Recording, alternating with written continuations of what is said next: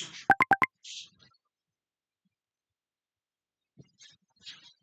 วัสดีครับผมนายสรัญญู มุชเรียน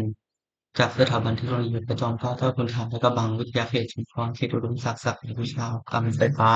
แผนกวิศวกรรมไฟฟ้ากำลัง รหัสนักศึกษา 6920026 วิชา Engineering Drawing ครับ รหัสนักศึกษา 112061228 วันนี้เราทำโฮมเวิร์กที่ 1 อันที่ถูกนะครับ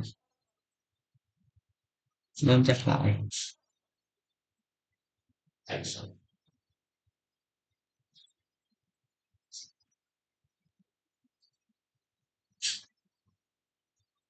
เราก็ทำครับทีนี้ทำเป็นตัวคอนเนคชั่นอันนี้100นะครับแล้วก็อันนี้10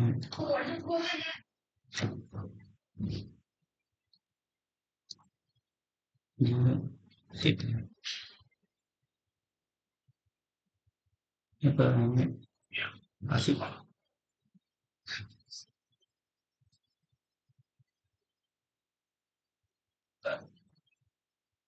ตรงนี้ก็ฟีเจอร์นะครับ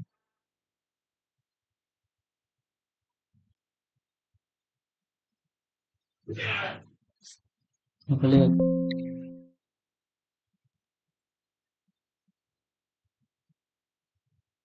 อัน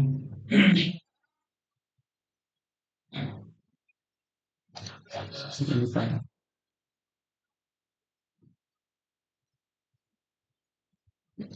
กดอันนี้ครับแล้วก็สเก็ตจะซื้อนะครับแล้วผมแล้วก็สมาร์ทดิเมนชันลดขนาดเอานะครับ60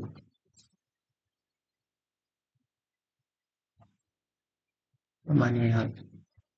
ได้ต่อมาฟีเจอร์แล้วก็ add จุดขัดเนี่ยให้หน่อยได้แล้วครับมันก็นะครับนะ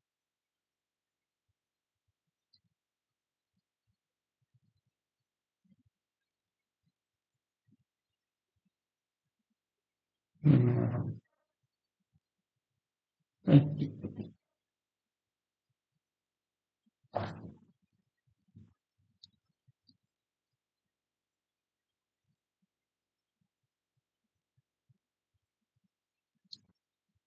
ให้เก็บก่อนครับแล้วก็ไปนี่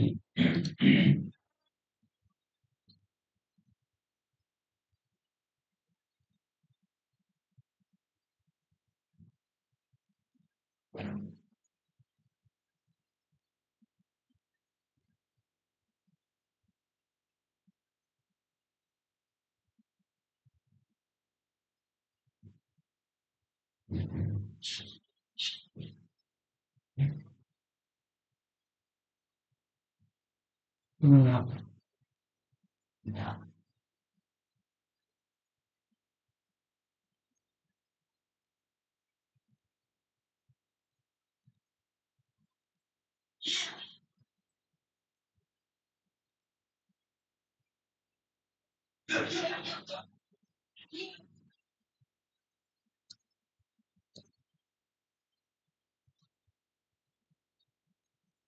ตรงนี้ครับ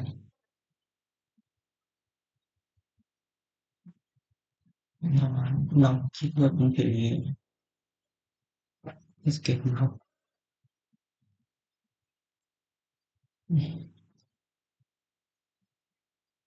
เลือก convert entity นะครับคลิกตรงตัวติดตัวนี้นี่ครับ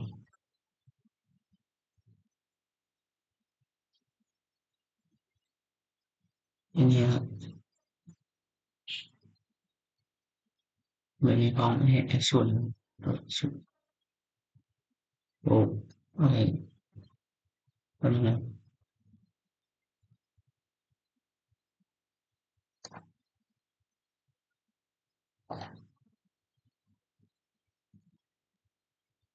นี้ครับ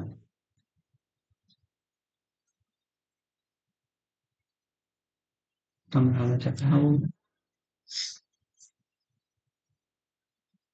อืมเก็บนะครับเรียบร้อยเป็นการเล่าอะไรยานิดหน่อยครับประมาณนี้แล้วก็ออกนี่ครับเข้าใหม่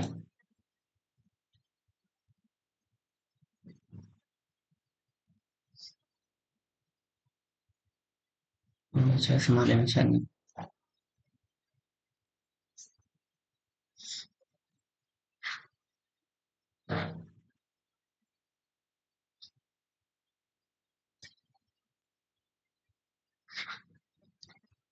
แสดงครับแล้วก็เข้าสู่เฟซเว็บจนอีกนิดแล้วก็เนี่ยอะไรนะครับอืม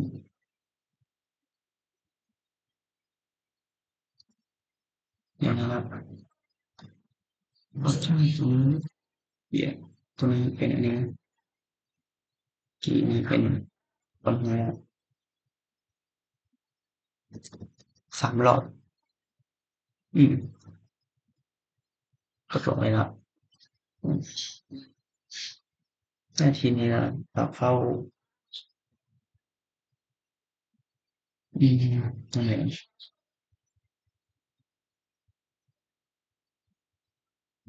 คือก็是嗯这里最好明白แล้วเราก็ลบนี้ไม่ใช่ลบนะมันคือคิดซ่อนนะ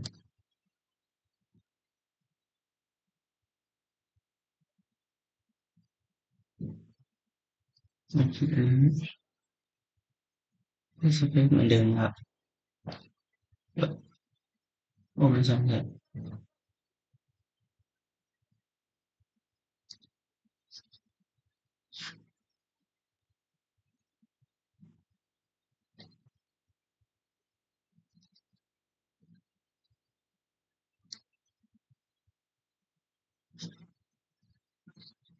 อืมตอนนี้ก็เสร็จแล้วนะครับครับ